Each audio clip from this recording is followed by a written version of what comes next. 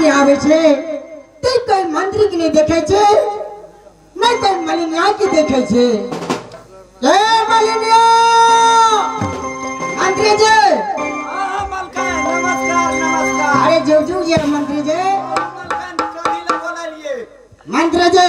हां जब महल में आवे छे ए पथरीराज में जी नहीं तू टिपटी बजवे छे नहीं मलिनिया के देखे छे। हम टिपिए करे छे मलकान आ लेकिन मालिन के फोन ठीक छे मालिन फूल तूल चुने गेल हेते। ई तो तू बुझाई छे जे नीति दिने केसिया पूजा करे छ लेकिन अखन तक मालिन नहीं एलिए फूल चुन के। बड़ा जल्दी बुलावा जे ओकरा फूल चुने ले पठाब लाल बाग में। हम जा